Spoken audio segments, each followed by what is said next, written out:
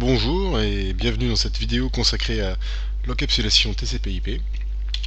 Alors voilà la manière classique de définir l'encapsulation en couches avec le modèle DOD. Donc imaginons que vous êtes chez vous sur votre PC portable et vous essayez d'envoyer une requête HTTP à destination du serveur lemonde.fr. Alors vous envoyez votre requête est créée par l'explorateur et ensuite cette requête là est encapsulée dans une entête applicative, l'entête HTTP. Le message ainsi obtenu, le message HTTP ainsi obtenu va être encapsulé dans une entête TCP. Alors cette entête TCP, elle va contenir le port de destination du serveur du monde.fr. En général, un serveur HTTP, ça reçoit les informations sur le port 80, donc le port de destination dans l'entête TCP, ce sera le port 80. Le segment ainsi obtenu va être encapsulé dans une entête IP, l'entête IP qui elle aura l'adresse de destination, l'adresse IP, donc l'adresse logique de destination du serveur du monde.fr, je sais pas moi, 200.50.30.20 par exemple. Le datagramme, le paquet IP ainsi formé, lui va être encapsulé, c'est la dernière encapsulation, dans une entête Ethernet qui comportera l'adresse MAC, donc l'adresse physique du petit segment que votre trame aura à parcourir pour atteindre le prochain routeur. Le prochain routeur, en général, lorsque vous êtes chez vous, c'est votre box. Donc voilà l'encapsulation telle qu'on la voit. Alors on va essayer de démystifier un petit peu tout ça en utilisant une analogie. En question, c'est le réseau postal, tout simplement.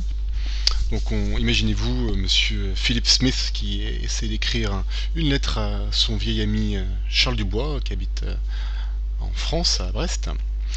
Et bien ce monsieur Philip Smith là va écrire une lettre donc, qui correspond à un contenu applicatif au même titre qu'un message HTTP comme on l'a vu dans l'exemple précédent.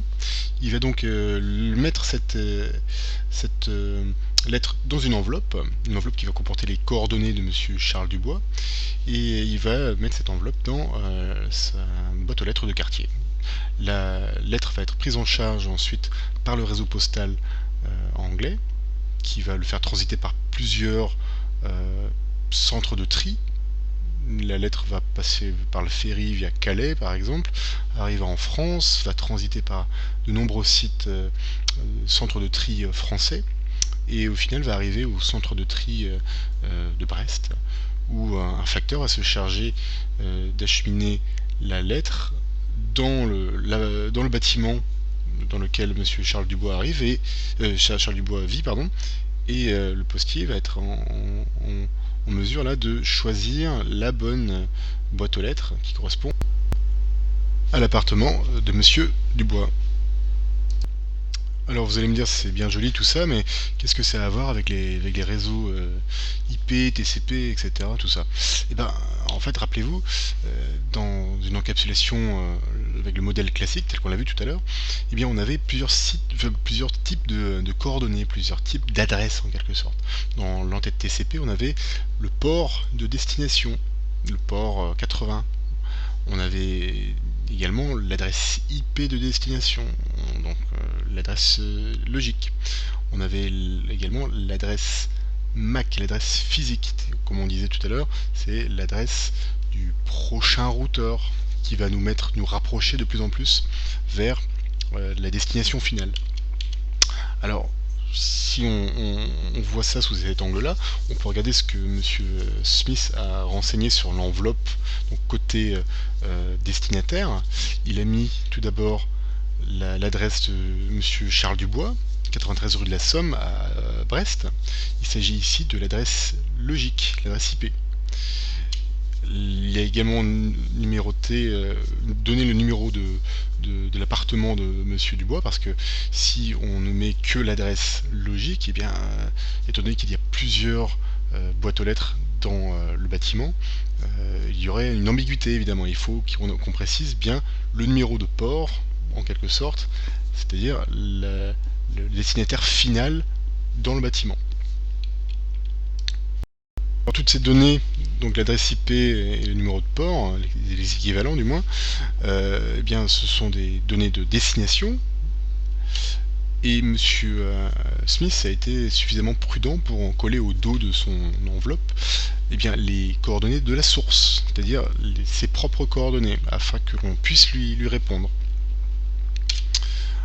On a vu donc pour l'instant les adresses IP, le numéro de port, les équivalents du moins au niveau du réseau postal, et on va voir maintenant l'équivalent de l'adresse MAC.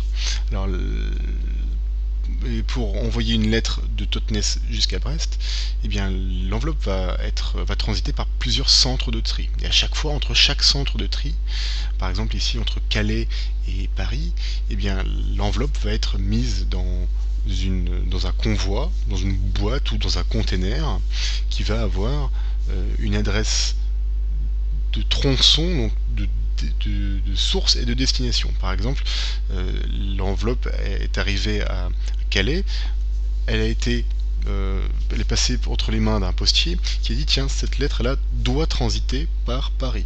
Donc je vais la mettre dans un container, dans un wagon à destination de Paris. Donc le wagon aura comme coordonnées source le centre de tri de Calais, qui est le début du tronçon, et comme destination le centre de tri Paris-Nord.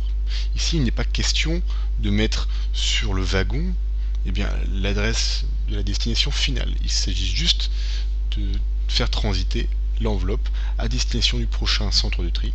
Et ce centre de tri là, le centre de tri de Paris, lui aura pour charge de décapsuler en quelque sorte le wagon, de regarder l'adresse de destination finale de la lettre et de se dire tiens, je dois l'envoyer au prochain point, au prochain centre de tri à destination de Rennes. Alors pour résumer un petit peu toutes ces histoires d'adresse, de numéro de port, etc.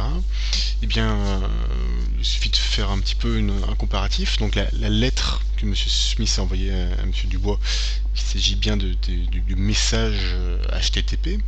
Le numéro de port, donc c'est le numéro d'appartement. Alors ce numéro de port là, c'est le numéro de port sur un serveur par exemple, parce qu'un serveur comporte énormément de ports, il écoute sur beaucoup de ports, au même titre qu'il y a beaucoup de boîtes aux lettres dans un bâtiment, d'accord, dans un immeuble.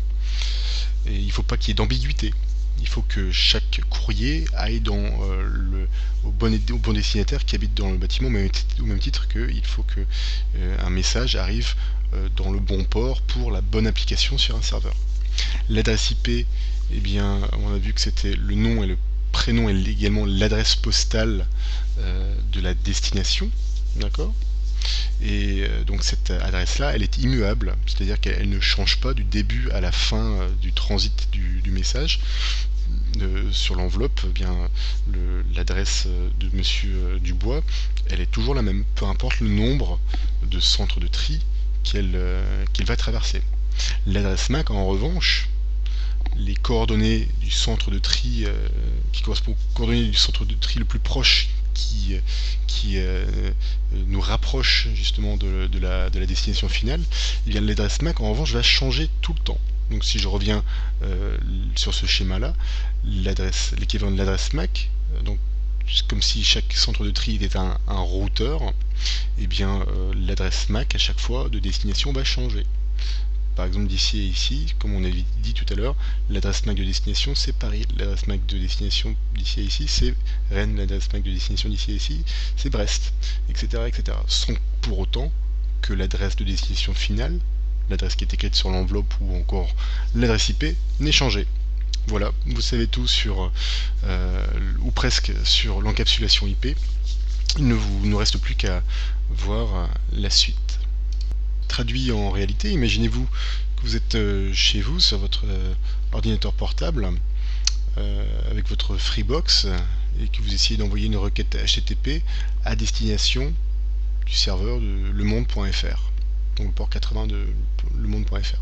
Vous voyez ici, vous allez traverser donc 3 routeurs, y compris votre Freebox, et différents tronçons de réseau avec des adresses IP différentes.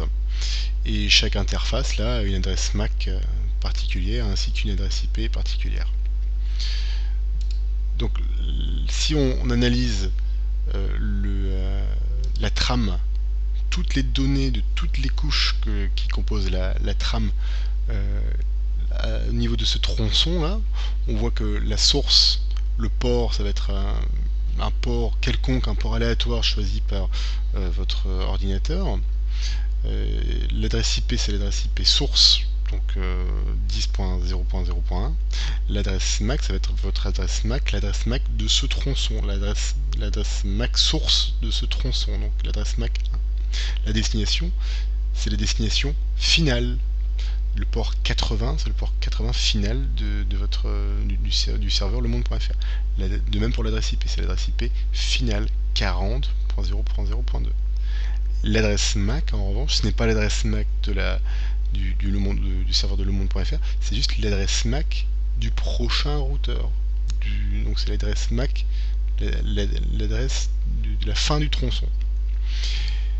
Si on regarde les détails de la trame sur le tronçon suivant, au niveau du port et de l'adresse IP, comme on avait vu tout à l'heure, la source et la destination ne changent pas. C'est toujours la même source originale, c'est toujours le laptop là qu'il a envoyé, et la destination finale, c'est toujours lemonde.fr. C'est toujours la même adresse IP et le même port.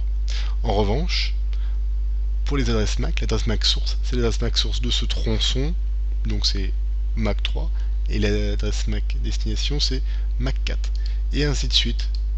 Pour les deux autres tronçons, on voit là le bornage MAC 5, MAC 6. Et ici, pour le dernier tronçon, MAC 7, MAC 8. Voilà, vous savez tout. Donc maintenant, la prochaine étape, c'est l'adressage IP et la formation de sous-réseau. Voilà, merci d'avoir suivi cette session.